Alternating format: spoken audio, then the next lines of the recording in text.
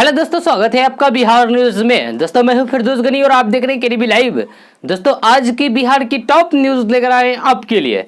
दोस्तों video start करने से पहले आपसे एक रिक्वेस्ट है, अगर आप नए आए इस चैनल पर तो चैनल को सब्सक्राइब करके बेल आइकन को भी प्रेस कर दीजिए और साथ में वीडियो को लाइक कीजिए, अपने दोस्तों के साथ शेयर भी कीजिए। तो चलिए दोस्तों स्टार्ट करते हैं आज का न्यूज। देश के सबसे बड़े बैंक एसबीआई ने अपने एटीएम से पैसे निकालने के नियमों में बदलाव कर दिया है। अगर नियम की जानकारी नहीं है तो पैसे निकालने में आपको दिक्कतों का सामना करना पड़ सकता है। ग्राहकों से अपील की गई है कि जब भी एटीएम से पैसा निकालने जाएं, इन नए नियमों को ध्यान में रखें, वरना पैसे मशीन से निकलेगा ही नहीं। जी हां, अगर आप रात 8 बजे के बाद एसबीआई के किसी बैंक एटीएम से 10,000 रुपये या फिर उससे ज्यादा की रकम निकालना चाहते हैं तो नए नियम लागू होंगे। इसके तहत आप जैसे ही ये रकम मशीन में एंटर करते हैं, आपको ओटीपी नंबर भी डालने को कहा जाएगा। ये ओटीपी आपके रजिस्टर्ड मोबाइल नंबर पर आएगा। इसी के लिए रकम निकालने से पहले अपना मोबाइल अपने साथ रखें। बिहार में कल 276 नए संक्रमित मरीज की पहचान की गई है। इसके साथ ही राज्य में संक्रमितों की संख्या बढ़कर 12,140 हो गई है। स्वास्थ्य विभाग के मुताबिक 29 जिलों में 276 मरीज मिले हैं। ये मरीज अरवल में 5, बांका में 2, भागलपुर में 25, भोजपुर में 5, दरभंगा में 27, पूर्वी चंपारण में 15, गोपालगंज में 6, जमुई में 4, जहानाबाद में 6, कटिहार में 8, खगड़िया में 9, किशनगंज में 4, मधेपुरा में 6, मधुबनी में 7, मुंगेर में 11, मुजफ्फरपुर में 7, नालंदा में 15, नवादा में 4, पटना में 55, पूर्णिया में 3, रोहतास में 6, सहरसा में 3, समस्तीपुर में 4, सारण में 5, शिवहर में 2, सीतामढ़ी में 1, सिवान में 8, सुपौल में 10 और पश्चिमी चंपारण में 13 नए संक्रमित मरीज की पहचान की गई है। बिहार में नेता प्रतिपक्ष तेजस्वी यादव ने राजद के 24वें स्थापना दिवस के समारोह में कार्यकर्ताओं से हाथ जोड़कर अपील की है कि आपसी मतभेद भुलाकर एक हो जाइए।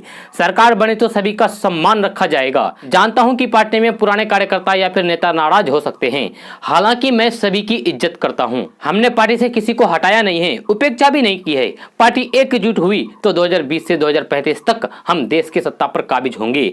राज्य कार्यालय में आयोजित कार्यक्रम में तेजस्वी यादव ने राजद कार्यकाल के 15 साल में हुई भूल के लिए अपनी माफी वाले बयान के बारे में सफाई दी है कि मैं रीर वाला हूं। गलतियों के लिए जनता ने हमें 15 साल से विपक्ष में बैठाकर सजा भी दी है। पार्टी के प्रदेश अध्यक्ष जगदानंद सिंह ने कहा कि राजद को बांटने वालों को प्रदेश की जनता तवज्जो नहीं दी है। अगले 1 से 1.5 साल में फोन कॉल और इंटरनेट समेत सभी सेवाओं की दरों में 2 बार बढ़ाया जा सकता है। ईवाई ने यह अनुमान व्यक्त किया है। ईवाई के लीडर प्रशांत सिंघल ने कहा है कि दरों में तत्काल वृद्धि अभी के हिसाब से उचित नहीं लग रहा है। ये अगले 12 से 18 महीने में 2 दौर में बढ़ाया जा सकता है तथा पहली वृद्धि अगले 6 महीने में की जा सकती है। आयातित खाद्य तेलों पर निर्भरता घटाने के लिए सरकार तिलहन की खेती को प्रोत्साहन दे रही है, लेकिन सरसों, सोयाबीन और नारियल तेल में मिलावट ने सारा समीकरण बिगाड़ करके रख दिया है। इससे एक तरफ घरेलू बाजार में सस्ता आयातित खाद्य तेलों की भरपूर आपूर्ति है, तो वहीं दूसरी तरफ उपभोक्ताओं के स्वास्थ्य के साथ भी खिलवाड़ हो रहा है। खाद्य तेलों में मिलावटी कारोबार पर काबू पाने के लिए गठित अंतर मंत्रालय समिति ने गंभीर चिंता जताई है। समिति ने सभी राज्यों के मुख्य सचिवों को इसके प्रति आगाह करते हुए सख्ती से पेश आने को कहा गया है। बाजारों में सरसों तेल की बिक्री बिना पैकिंग के खुलेआम हो रही है, जबकि इस तरीके से बिक्री पर सख्त प्रतिबंध है। देश में तिलहन की घटती पैदावार और खाद्य तेलों की बढ़ती मांग के चलते सालाना कुल जरूरतों का लगभग 60% से भी अधिक आयात करना पड़ता है। आयातित सस्ते पाम ऑयल को सरसों, सोयाबीन और नारियल तेलों में बेहिसाब मिलाकर बेचा जा रहा है, जो आपके सेहत के लिए काफी हानिकारक है। महामारी के इस संकट काल में अब खाने पीने की चीजें भी महंगी होने लगी है।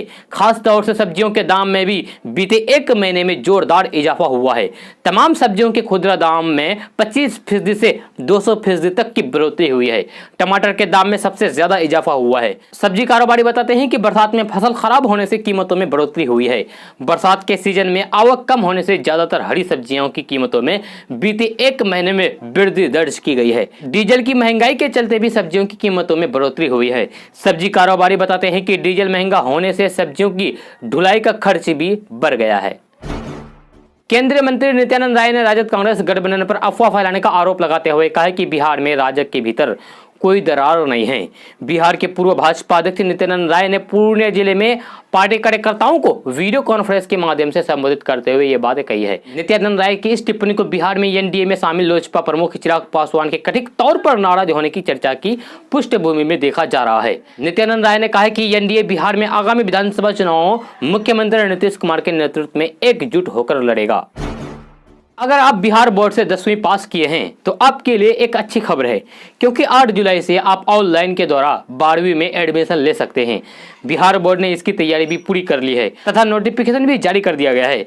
मिली जानकारी के मुताबिक 8 जुलाई से बिहार बोर्ड एप्लीकेशन प्रोसेस को ऑनलाइन के जरिए कर सकते हैं। आपको बता दें कि एडमिशन के लिए छात्रों को ईमेल और मोबाइल नंबर की जरूरत पड़ेगी। जिन छात्रों ने बिहार बोर्ड से कक्षा 10वीं पास की है उन्हें अपना रोल नंबर, रोल कोड और जन्म तिथि प्रदान करनी होगी। बिहार में मानसून अभी बेहद सक्रिय अवस्था में है। आज पूरे राज्य में जगह जगह बारिश होगी। इसके साथ ही 1-2 स्थानों पर भारी बारिश और ठनका गिरने की भी चेतावनी जारी की गई है। उत्तर पूर्वी बिहार में सुपौल, अररिया, किशनगंज, सहरसा, पूर्णिया और दक्षिणी पूर्व बिहार में खगड़िया, मुंगेर, भागलपुर, लखीसराय, जमुई, बांका जिलों में बारिश वज्रपात की संभावना जताई गई है। मौसम विभाग ने पूरे राज्य में बारिश और वज्रपात का अलर्ट जारी किया गया है। मौसम विभाग के अनुसार बिहार में जुलाई तक मानसून सक्रिय रहेगा और बारिश रुक रुक कर होती रहेगी। पूर्वी उत्तर प्रदेश में चक्रवाती बनने के कारण बिहार के कई जिलों में तेज बारिश हो रही है। दोस्तों, एक बुरी खबर देने जा रहा हूं आप लोगों को। खबर यह है कि खाड़ी देश कुवैत में एक कानून बना है। कानून यह है कि जो भी विदेशी मजदूर वहां रहकर मजदूरी करता है उन सबको वहां से निकाला जाएगा। विदेशी मजदूर कम किया जाएगा, जिससे भारत के 7 लाख मजदूरों की नौकरी पर खतरा मंडराने लगा है। जी हां, कुवैत की नेशनल असेंबली की कानून और विधायकी समिति ने विदेशी मजदूरों की संख्या को कम करने के लिए एक कानून बनाया है। यदि यह कानून पास हो जाता है तो फिर कम से कम 7 लाख भारतीयों को खाड़ी देश को छोड़ना पड़ेगा। इस बिल में यह प्रस्ताव किया गया है कि भारतीयों की संख्या देश की 48 लाख जनसंख्या का 15% से अधिक नहीं होनी चाहिए। इस बिल को संवैधानिक जामा पहनाने के लिए आगे एक अन्य समिति को हस्तांतरित किया जाएगा। देश में अचानक लॉकडाउन लगाया गया था। 2 महीने चले लॉकडाउन की वजह से लगभग सभी दुकानें, इंडस्ट्री और कंपनियां बंद हो गई, जिसके कारण मजदूरों और कम तनख्वाह वाले लोग बेसहारा और बेरोजगार हो गए। काम नहीं होने के कारण मजदूर अपने गांव को जाने लगे। कोई साइकिल से घर पहुंचा तो कोई लाखों लोग पैदल ही हजारों किलोमीटर चले। अब अनलॉक शुरू हो चुका है, कंपनियां खुल गई है और अब कंपनियां, फैक्ट्रियां मजदूरों को वापस बुला रही है, लेकिन वे वापस नहीं जाना चाहते हैं। कंपनियां प्रवासी मजदूरों को वापस बुलाने के लिए तरह तरह के प्रलोभन दे रही है। हालांकि कुछ कंपनियां शहरी क्षेत्रों में श्रमिकों को आकर्षित करने के लिए मुफ्त यात्रा टिकट, आवास और भोजन जैसे लाभों का वादा कर रही है। अन्य लोग आसपास के स्थानों से नए लोगों को नौकरी पर रख रहे हैं। यहां तक कि कंपनियां गांव के प्रमुख से भी बात कर रही है कि लोगों को काम करने के लिए भेजें। बदले में कंपनियां मजदूरों की सुरक्षा सुनिश्चित कर रही है और साथ ही उनके आने जाने की व्यवस्था भी खुद ही करने को तैयार है। बहुत से मजदूरों ने लौटने की इच्छा भी जताई है, लेकिन ऐसा करने के लिए कंपनियों को काफी मशक्कत करनी पड़ रही है। दुनिया के अन्य देशों की तरह भारत की शिक्षा व्यवस्था भी महामारी के कहर से अछूता नहीं है। जी हां, देश के विभिन्न राज्यों में परीक्षाएं स्थगित हो रही है तो इन्हें रद्द करने का फैसला भी लिया जा रहा है। इन सब के बीच पेरेंट्स और स्टूडेंट के मन में बड़ा सवाल यह भी है कि आखिर पिछले करीब 4 महीने से बंद पड़े शिक्षण संस्थानों को कब से खोला जाएगा। ऐसे में बिहार के पड़ोसी राज्य यूपी सरकार ने इसे लेकर अहम फैसला लिया है।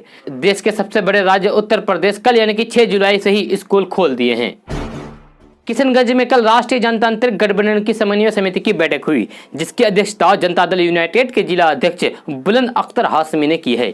समन्वय बैठक में आगामी विधानसभा चुनाव को लेकर यह बैठक किया गया है। आगामी विधानसभा में एनडीए किशनगंज विधानसभा के सभी सीटों पर मजबूती से चुनाव लड़ने की रणनीति तैयार की है और 11 जुलाई 2020 को स्थानीय जिले के एनडीए के वर्तमान विधायक, पूर्व विधायक, विधान पार्षद, पूर्व प्रत्याशी और जिला अध्यक्ष सम्मिलित होकर एनडीए गठबंधन के संयोजक बुलंद अख्तर हाशमी के नेतृत्व में बैठक करके रणनीति बनाए जाएंगे।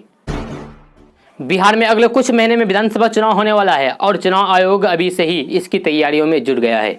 बिहार में इस बार नए नियम के साथ विधानसभा चुनाव होगी। इस बार ऐसे नियम और व्यवस्थाएं होगी जो पहली बार लागू होगी, इससे पहले कभी नहीं हुआ है। निर्वाचन आयोग ने यह प्रावधान लागू किया गया है कि अब वैसे उम्मीदवार जिनके खिलाफ आपराधिक मुकदमे हैं, उन्हें अगर राजनीतिक दल अपना उम्मीदवार बनाती है तो उन्हें समाचार पत्रों में छापकर यह बताना होगा कि उन्होंने दागी व्यक्ति को उम्मीदवार क्यों चुना। चुनाव आयोग ने सुप्रीम कोर्ट के आदेश के मद्देनजर ये प्रावधान सभी मान्यता प्राप्त दलों के लिए लागू किया गया है। सभी दलों को बताना होगा कि दागियों को क्यों टिकट दिया। चुनाव आयोग ने बिहार की सभी 150 रजिस्टर्ड राजनीतिक दलों से कहा गया है कि इस बार अगर वे दागी उम्मीदवारों को अपना प्रत्याशी बनाते हैं तो उन्हें ये बात सार्वजनिक रूप से बतानी पड़ेगी। पार्टी को टिकट देने की वजह बताने के साथ साथ ये भी सार्वजनिक करना पड़ेगा कि उम्मीदवार पर कैसे मामले मुकदमे दर्ज चल रहा है और उन पर किस तरह के अपराध का आरोप है। यही नहीं, राजनीतिक दलों को अखबारों में यह सूचना प्रकाशित करनी होगी। इंडियन रेलवे के ट्रैक पर अब सोलर पावर की बिजली से ट्रेन दौड़ेगी। भारतीय रेलवे ने इसके लिए तैयारी पूरी कर ली है। दरअसल रेलवे ने अपने पायलट प्रोजेक्ट के तहत मध्य प्रदेश के बीना में सोलर प्लांट को स्थापित किया है, जिससे 1.7 मेगावाट की बिजली का उत्पादन हो सकता है और इस बिजली से ट्रेनों को दौड़ाने की तैयारी चल रही है। रेलवे का दावा है कि दुनिया के इतिहास में यह पहली बार है जब सौर ऊर्जा का इस्तेमाल ट्रेनों को चलाने के लिए किया जाएगा। इस पावर प्लांट की खास बात यह है कि यहाँ से 25,000 वोल्ट की बिजली पैदा होगी, जिसे डायरेक्ट रेलवे के ओवरलोड पर ट्रांसफर किया जाएगा और इसकी मदद से ट्रेनों को दौड़ाया जाएगा।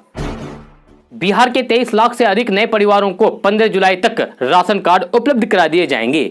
मुख्यमंत्री नीतीश कुमार के निर्देश के बाद राशन कार्ड बनाने और इसके वितरण कार्य में तेजी आई है। इसका परिणाम है कि सप्ताह भर में विभिन्न जिलों में 9,21,000 से अधिक परिवारों के बीच नए राशन कार्ड का वितरण कर दिया जाएगा। मुख्यमंत्री नीतीश कुमार का स्पष्ट निर्देश है कि जल्द ही सभी योग्य परिवारों को राशन कार्ड उपलब्ध कराएं ताकि उन सभी को संबंधित सरकारी की योजना का लाभ मिल सके। गौरतलब है कि अभी राशन कार्ड बनाने से संबंधित शिकायतें भी लोक शिकायत निवारण अधिकार कानून के तहत दर्ज करने का प्रावधान लागू कर दिया गया है। बिहार सरकार ने ग्रामीण क्षेत्र में स्वास्थ्य सुविधाएं पहुंचाने के लिए 360 स्वास्थ्य कर्मियों की बहाली करने वाली है। इसको लेकर स्वास्थ्य विभाग को सूचित कर दिया गया है। बिहार सरकार इन कर्मियों के द्वारा कालाजार, मलेरिया और टीबी के इलाज को लेकर चलाए जा रहे कार्यक्रमों की निगरानी बेहतर तरीके से करेगी। मिली जानकारी के मुताबिक बिहार सरकार ने प्रखंड स्वास्थ्य प्रबंधन के 39 पद, प्रखंड स्वास्थ्य अकाउंटेंट के 50 पद, प्रखंड कम्युनिटी मोबिलाइजर के 78 पद, सीनियर ट्रीटमेंट सुपरवाइजर के 193 पदों पर बहाली के लिए आदेश दिए हैं। वहीं सीनियर ट्यूबरकुलोसिस लेबोरेटरी सुपरवाइजर के 60 और वेक्टर बॉर्न डिजीज सुपरवाइजर के 32 पदों पर भी भर्ती होगी। आप अपनी योग्यता के अनुसार इन पदों के लिए आवेदन कर सकते हैं। इच्छुक और योग्य उम्मीदवार राज्य स्वास्थ्य समिति बिहार की वेबसाइट पर जाकर नोटिफिकेशन पढ़ें और 6 जुलाई से 24 जुलाई तक का आवेदन प्रक्रिया को पूर्ण रूप से करें। अधिक जानकारी के लिए आपके मोबाइल स्क्रीन पर दिए गए वेबसाइट पर जाकर जानकारी प्राप्त कर सकते हैं। बिहार में आज की तारीख में खेती करना लोग सोशल स्टेटस के खिलाफ मानने लगे हैं। आज खेती को हमारे समाज में हेस्ट दृष्टि से देखा जा रहा है। लोग खेतों को छोड़कर प्रदेश जाकर मजदूरी करना ज्यादा पसंद करने लगे हैं। हालांकि इसके पीछे कई अन्य वजह भी है। इन सब के बीच बिहार के एक IAS अधिकारी और जिले के DM की धान की रोपाई करते तस्वीरें सामने आई है। मधुबनी के DM अचानक कीचड़ से सने खेत में उतर गए और धान की रोपाई करने लगे। जी हाँ, बिहार के मधुबनी जिले के DM डॉक्टर नीलेश देवड़े अधिकारियों की पूरी टीम के साथ पानी से भरे खेत में उतरे और हाथ में बिचरा पकड़कर धान की रोपनी करने लगे।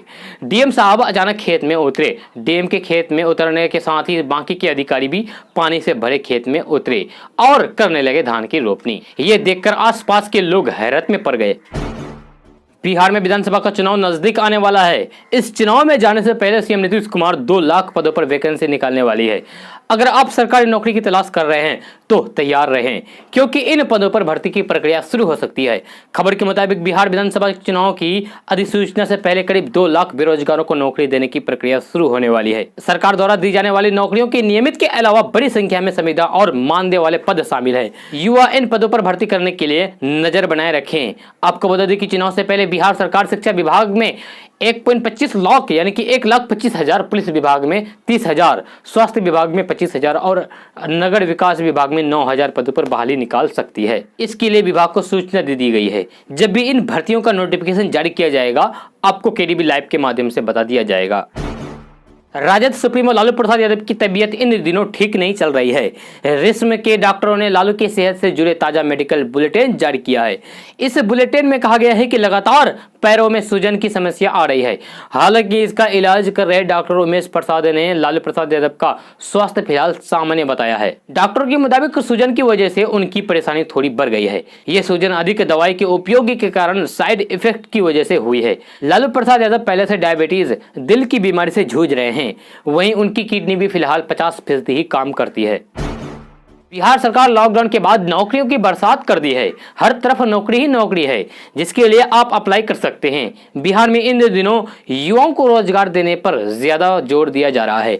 बिहार में आंगनवाड़ी पर काम करने के लिए ये समय बहुत ही बेस्ट है, क्योंकि इस समय बिहार में आंगनबाड़ी के लिए जबरदस्त वैकेंसी निकली है। बिहार के अररिया जिले के 43 आंगनबाड़ी केंद्रों में सेविका के रिक्त यानी कि खाली 14 और सहायिका के खाली 33 पदों पर चयनित की प्रक्रिया शुरू हो गई है। आपको बता दें कि आवेदन करने की अंतिम तिथि 13 जुलाई निर्धारित की गई है, यानी कि इससे पहले ही आपको आवेदन करना होगा। ऑनलाइन आवेदन करने के लिए आधिकारिक वेबसाइट पर जरूर विजिट करें। चीन और भारत में इस वक्त सबसे ज्यादा तनाव चल रहा है। लगातार चीन और भारत के बीच बढ़ते तनाव को देखते हुए हालात काफी गंभीर होती नजर आ रही है, लेकिन खबर आ रही है कि चीन 1.5 किलोमीटर पीछे हट गया है। आपको बता दें कि गलवान घाटी के झड़प के बाद से ही चीन के सभी सामानों का बहिष्कार भारत में होने लगा है और हाल यह है कि अब चीनी ऐप्स को भी भारत में बैन कर दिया गया है। एक रिपोर्ट के अनुसार ऐसा माना जा रहा है कि भारत से चीन को टक्कर देने के लिए बिहार सबसे बेस्ट जगह है। Retired wing commander Praful Bakshi का कहना है कि बिहार में बिहेटा, पूर्णिया और दरभंगा के बेस स्टेशन से चीन को सबक सिखाया जा सकता है। ये बेस्ट स्टेशन चीनी सैनिकों पर नजर रखने के लिए और उन्हें सबक सिखाने के लिए सबसे उपयुक्त जगह माना जा रहा है। बिहार के डीजीपी गुप्तेश्वर पांडे सोमवार की सुबह अचानक गौनाहा के कटरा गांव पहुंचे। पुलिस का काफिला देखकर पहले तो गांव के लोग घबराए, लेकिन डीजीपी गुप्तेश्वर पांडे के आने की जानकारी मिलने पर खुश हो गए। लोगों ने डीजीपी का स्वागत किया। डीजीपी ने कहा कि कटराव अद्भुत गांव है, यहाँ आजादी के बाद एक भी एफआईआर थाने या फिर कोर्ट में दर्ज नहीं हुई है। गाँव के कुछ लोगों से डीजीपी गुप्तेश्वर पांडे ने पूछा है कि झगड़ा तो होता ही होगा आप लोगों के बीच, फिर भी कोई केस नहीं, ऐसा क्यों? उन लोगों ने बताया कि वे लोग किसी भी झगड़े या फिर विवाद का हल मिलजुल कर यानी कि मिल बैठकर निकालते हैं। पुरुषों के मामले में पुरुष और महिलाओं के मामले में महिलाएं सुलझाती है। इसके बाद डीजीपी गुप्तेश्वर पांडे ने खेती बाड़ी के बारे में लोगों से जानकारी ली। उसके बाद फिर नमक रोटी और हरी मिर्च भी खाया। गंगा पथ बनने का रास्ता साफ हो गया है। पटना के दीदारगंज से दीघा घाट तक निर्माणाधीन गंगा पथ परियोजना की तकनीकी बाधा को पथ निर्माण विभाग ने दूर कर लिया है। विभाग ने 736 करोड़ की इस परियोजनाओं को पूरा करने के लिए काम अवार्ड कर दिया गया है। एजेंसी का भी चयन हो चुका है। इस पर अब जल्द ही फिर से निर्माण शुरू होगा। लगभग 20 किलोमीटर लंबे इस पथ में पुरानी एजेंसी धीमा काम कर रही थी। विशेषकर नौजर घाट से दीदारगंज के बीच पुरानी एजेंसी के काम की रफ्तार काफी धीमी थी, इसलिए नया टेंडर जारी किया गया था। नया टेंडर अवार्ड हो चुका है। इसके निर्माण पर 605 करोड़ रुपए खर्च का अनुमान जताया गया है। उत्तर बिहार में अधिकांश जिलों में नदियों का जलस्तर घटने से कटाव का खतरा बढ़ गया है। अलग अलग जिलों में बागमती, गंडक, बूढ़ी गंडक के जलस्तर में उतार चढ़ाव जारी है। मुजफ्फरपुर के औराई में लखदेही का जलस्तर स्थिर है, पर टूटे तटबंध से पानी का धान और मक्का के खेतों में फैलाव हो रहा है। किसानों को भारी नुकसान होने की आशंका है। औराई के कुशवाहा टोला जाने के वाले रास्ते पर 5 दिनों से पानी होने के कारण लोगों का आवागमन ठप है। रविवार को इलाके लोगों ने खुद चचरीपुल के निर्माण में जुट गए हैं। जिले में बागमती का जलस्तर घटने से औराई और कटरा के लोगों को राहत है। रेवा घाट में गंडक का जलस्तर 52 मीटर पर रिकॉर्ड किया गया है। यहाँ खतरे का निशान 54 मीटर पर है। वहीं सिकंदरपुर में बुरी गंडक का जलस्तर 48 मीटर पर है। यहाँ खतरे का निशान 52.53 मीटर पर है। दोस्तों आज का न्यूज़ बस यहाँ तक। कैसा लगा आप लोगों को आज का न्यूज़? जरूर अपना सुझाव दीजिएगा नीचे कमेंट बॉक्स में कमेंट करके। अगर आप नए आए केडीबी लाइव पर तो नीचे रेड कलर का बटन होगा, यानी कि सब्सक्राइब कर दीजिए वहाँ पर, और साथ में बेल आइकन को भी प्रेस कर दीजिए। वीडियो को लाइक कीजिए, अपने दोस्तों के साथ शेयर भी कीजिए। तो चलिए दोस्तों फिर मिलती हैं अगली वीडियो में।